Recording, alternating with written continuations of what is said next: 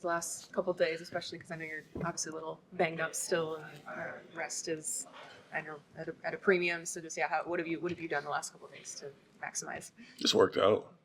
Worked out, did some light stuff on the court because you don't want to take, 2 full days off and then try to come back and play. So, I rested as much as I could, but I still came in and got some work in. But mainly just, taking care of my body, getting ready for the next couple of weeks. Do you like this big break in the schedule? I don't. I don't enjoy it. It feels like a mini All-Star break, and I enjoy playing obviously, but once you have a routine going, it's hard to break that when you have almost a week off. So, difficult, but I guess we gotta win more games so we can be in the cup.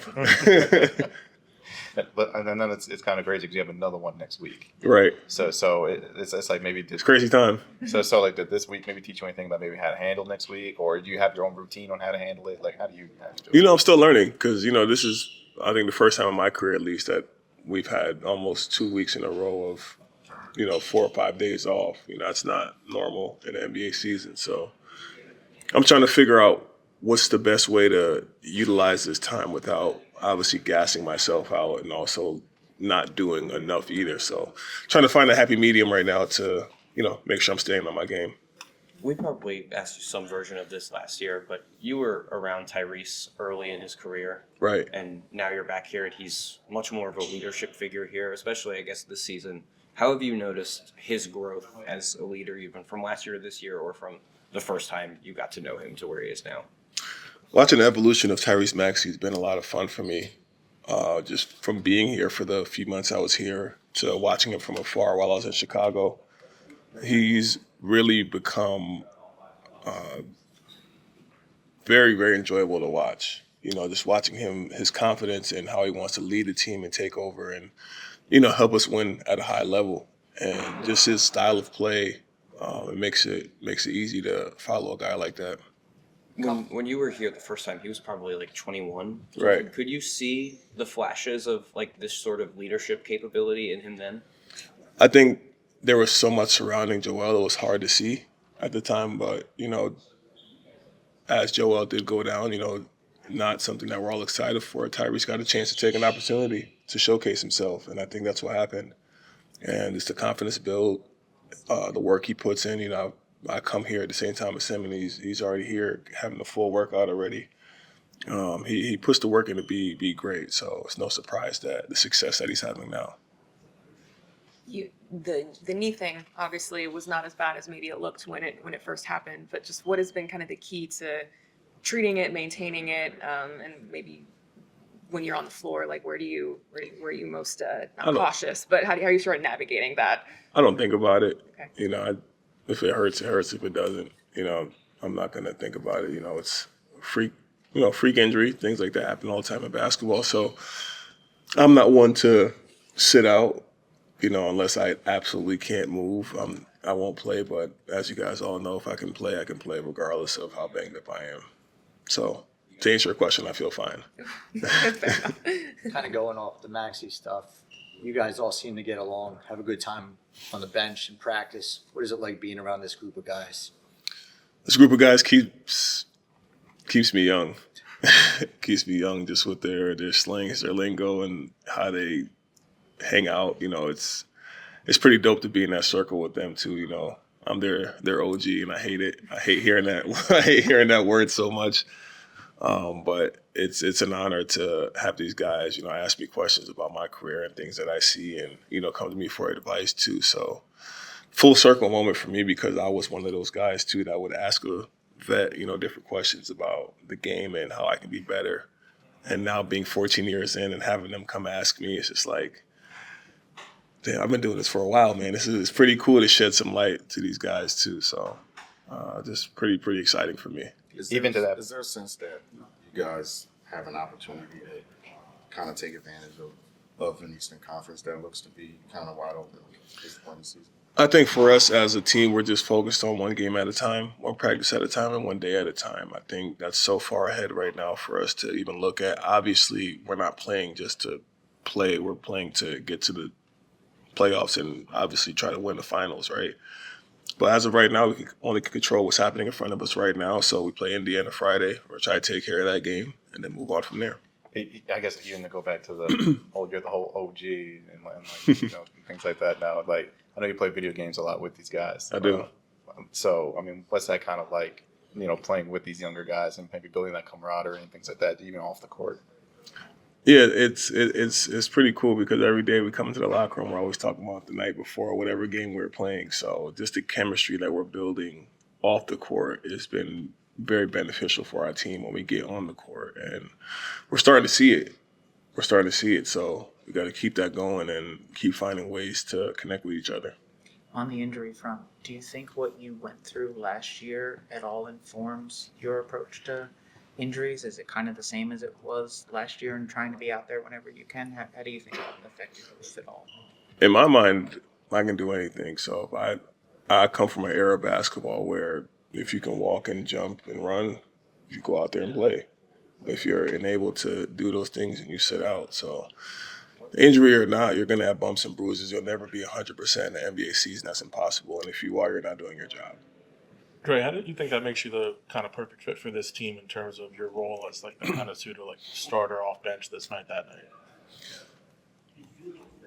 I think it's a mentality thing. I think a lot of guys probably aren't used to that type of switch up as often. It's something that I've had to deal with and learn to, navigate. And I have fun with it. Every night it's something different. So I try to make the best of it. You talked about when you were younger, you were those guys who, looked up to vets and asked them a lot of questions. Is there anything in particular, either a guy or advice that you were given that now you're sticking with and you're like, wow, that guy, that was really true. Like now that you're. I think I leaned on Rasheed Wallace a lot in my career when I had him. He's kind of the reason why I play the way I play. Like he kind of put that dog mentality into my mind of like not backing down from anybody and protecting the guys that are around you because that's the kind of guy that he was. And he's really the reason why I really started taking rebounding seriously too. I've always had a knack for it, but he's like, yo, you can be the best ever if you really like focus on this. So big shout out to Rasheed. That's my guy. He's definitely a lot of my success I give to him. Yeah, it went pretty good, Keith. I think that we got a lot of stuff that we looked at, both sides of the ball, special teams as well. Spent a lot of pretty heavy dose of special teams, game situations, late game situations. We got a lot of stuff done that I think it was good timing to kind of go back over some things and that we've done well to polish those up, and then some things maybe late game and stuff we haven't got to yet or seen, or things that need some improvement. So it was a good couple days so far. Yeah. How good can these days off, like for guys like Joel and Paul, to kind of get them back up to speed?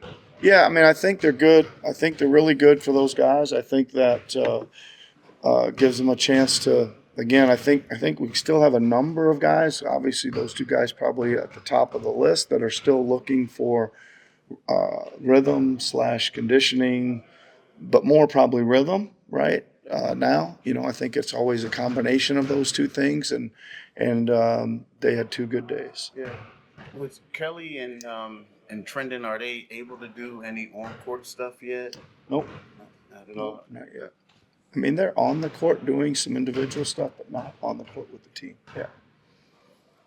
With this coming kind of at, I guess, the 23 game mark, I mean, you sort of talk about things at the beginning of the season that you implement in training camp and go through a stretch of games. Is that sort of a time to look back and be like, okay, are we doing the things that we wanted to early in the season? Because you get kind of lost in the games and sort of revert back to some other things, or just Yeah, I mean, I think there's a lot of things that we emphasized early, right? That showed itself. I think again, it has been that smooth a sailing, right, from a participation in and out standpoint. So I think we've weathered some of that, certainly much better. And I'm generally like super encouraged. I think the team's playing pretty good basketball. We're in most games. We're giving ourselves a chance to win. I think we're doing a lot of great things late in games. I mean, there's a lot I think that's encouraging, and I feel like we're going this way, both just the way we're playing and with health and with participation. Guys being available, and it feels like we're heading in the right direction. That's what you want. I think it's a steady climb for that all year long, and it feels like that's what's happening now. We've talked a lot about Joel's 3-point shooting and what Yep. that can add. He's been struggling from there for a while now. It's last, 6 or 7 games, 30 maybe. Is there anything in the shots you're seeing from him that are concerning to you, or do you think that's a variance? Shots not going in? Well, I think it's a rhythm thing, right? I think again, he's not gonna his mechanics are fine, the decisions, which ones he's taking are fine, all those kind of things. I think it's again, I'm always talking about conditioning and rhythm, and it's been a little choppy for him. He had about 3 weeks there where he didn't play, and he's just kind of working himself back into that. And I think again, he's a great shooter, and most of those shots are pretty wide open, and those are ones we want him to take. Nick, you obviously already explained the reason for Jared's lack of minutes in the third quarter of the last game. But what really goes into that decision of deciding offense here or defense here, and then kind of give a quarter like that, especially the third? And is there any thought to perhaps stacking his minutes in a way that maybe you give Tyrese a break leading into the second half to give him that extra boost from the third quarter? How many questions was it? A lot. Listen, I'm not sure. I remember talking about this post game, right? And that was before I watched the film. And then when I watched the film, and I'm sure you guys watched the game, we had several possessions in a row where they just backed us down and shot over the top of us, right? And until there was a way we could combat that a little bit, it wasn't going to be with going small, right? So I think that influenced almost all of it.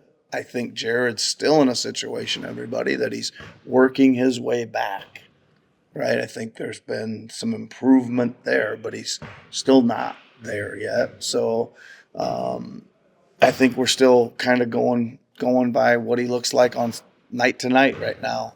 I don't think it's a big hoping it gets to some, again, evening out and rhythm about who's going to be there and what the rotations look like someday. But I'm not holding my breath for that either. Nick, there was a stat the other day about Tyrese leading the league in pick sixes. Yeah. What do you see from him on those plays? Yeah, it just certainly his awareness level certainly seems to be super high, right?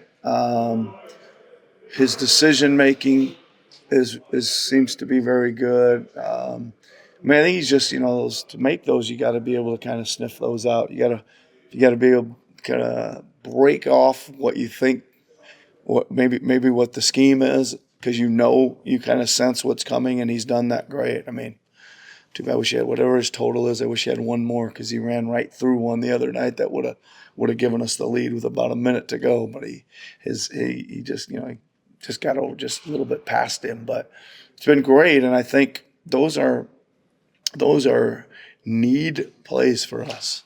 We need them, right? It not only stops them from scoring, it gives us a quick 2 and keeps the scoreboard moving.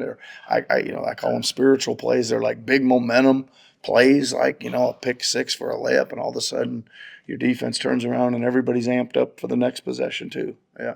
How would you evaluate Andre's play since he got banged up? Because obviously that wasn't as serious as you maybe anticipated, but you can tell at times it looks like he's I don't think it's certainly been as good, and I also think that that's probably part of it, right? He's tried, I think, play through not being 100%, which we give him credit for, and I think again he's got to get used to in a long stretch as a 30 to 35 minute a night guy, and then all of a sudden it's a little choppy for him, and I think everybody has to get back in that different rhythm. Not just him, but it affects everybody, and everybody's got to get used to being who they are, whether it's 2-minute stint or a 12-minute stint or a 12-minute night or a 35-minute night. Try to continue to bring all you can bring. You had one. Go ahead. Yeah, Nick, when you're looking at kind of this practice time, Mhm. you're obviously going to have a shorter rotation some nights. You're going to have different guys in the rotation night to Mhm. night.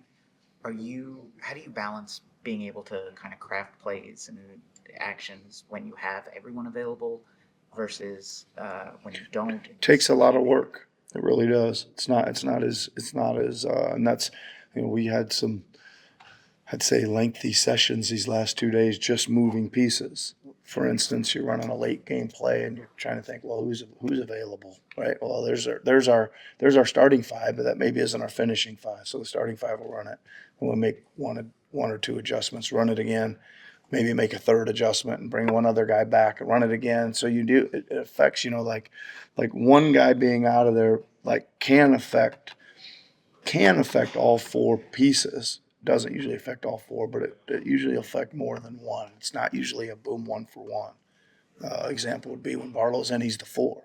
When he's out, we put a guard in that moves PG to the 4, that 2 to the 3, the 1 to the 2, and now there's a whole kind of effect. So it does take a lot of thought, and it takes a lot of reps, and there's a bunch of other things going on too, like who takes it out, who's good at doing that, so there's a lot of dominoes that fall on that stuff.